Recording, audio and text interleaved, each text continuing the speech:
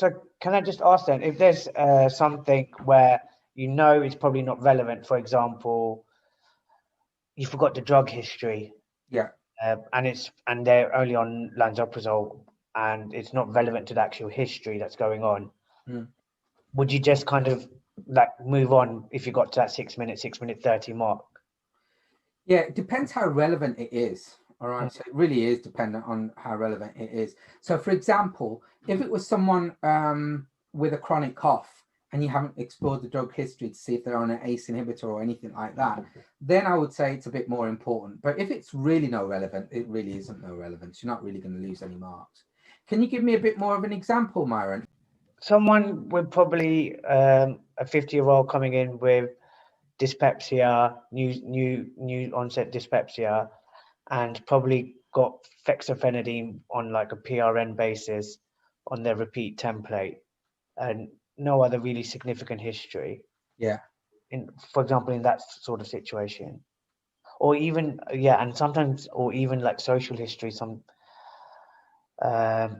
would you always include alcohol and smoking when it might not really make a difference? No. Do you know what? Everyone thinks you have to do alcohol and smoking for everything. You don't. Yeah. It's only if it's really relevant. All right. Yeah. And if it's not relevant, you don't really need to do it. All right. So for example, if I've got migraines or a headache, all right, is smoking and alcohol that relevant? Do you know what I mean? If I've got let's say I've got a headache and I've got a sort of a tension type headache or even a migraine, is the alcohol and smoking really that important? Do you see what I mean? You're not really going to lose marks for asking non-relevant stuff. All right. However, if something's important, it's different. Okay.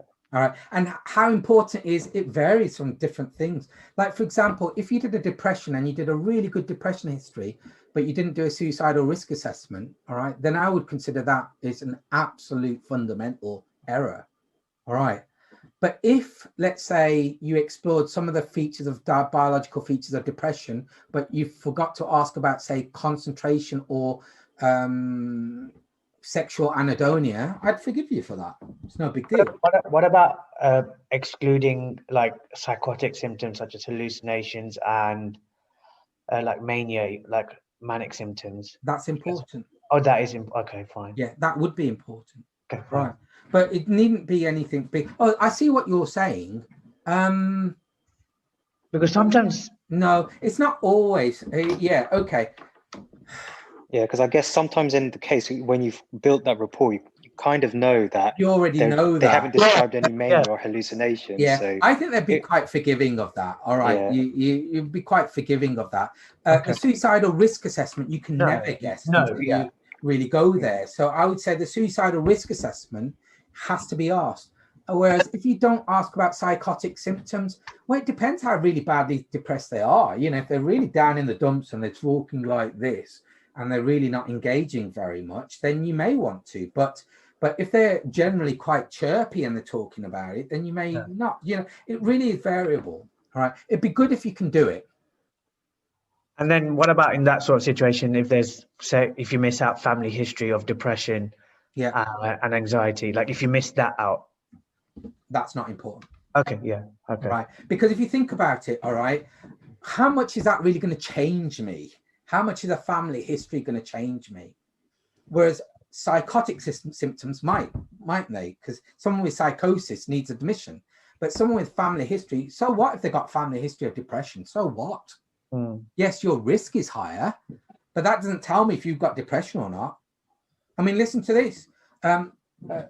So Annie, what have you come to see me about? Well, someone said I should come in because they think I might be depressed. Why do they think that they might be depressed? Because I got family history of it. Oh, okay. And right, okay. So they think you got a family history of depression. Yeah, my mum had depression in her 40s, and my aunt had depression in her 40s, and my grandma had depression in my 40s, and my Neanderthal uncle had depression in his 40s too. Ah, okay. So I'm thinking that now I'm 40, have I got depression? Right, okay. So have you felt any low mood? No, not at all. And are you happy in yourself? Yeah, I'm happy. And have you ever felt like crying or anything like this? No. Do you see, your family history is not important. Your family history has no bearing. All right. It's just, all right. So there's information that's essential and there's information that's nice to know. That is information nice to know. All right. And sometimes you have to make sacrifices to move on. All right. And those are sort of sacrifices I might make to move on.